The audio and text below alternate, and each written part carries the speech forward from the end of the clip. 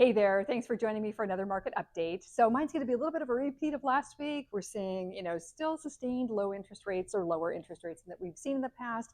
I just actually locked a client on a VA loan at 4.99%. I shouldn't say I locked, our great lender locked. So through a lot of collaboration, it was nice to see that and really help out somebody who didn't know they could really take advantage of that VA pricing and got a really great loan for themselves. So that's great news.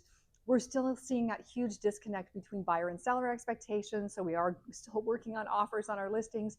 Trying to bring people together is difficult right now. So that's a lot of where our work is being done, setting expectations, trying to understand seller and buyer motivation.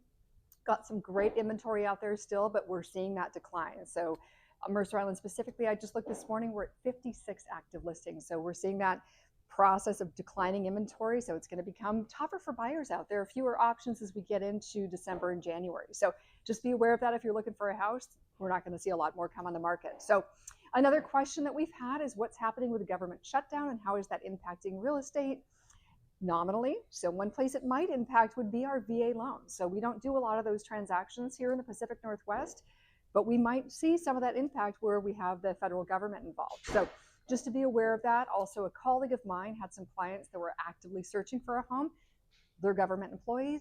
They're furloughed right now. So it does have an impact. So again, nominally here in the Pacific Northwest, but we have to be mindful of that. So if this plays out for too long, it's going to definitely have a negative effect. I know for other parts of the country, flood insurance, we have some impacts here in the Pacific Northwest. That's an issue. So any questions about that, feel free to give me a call. Always happy to help. Have a great week. Take care.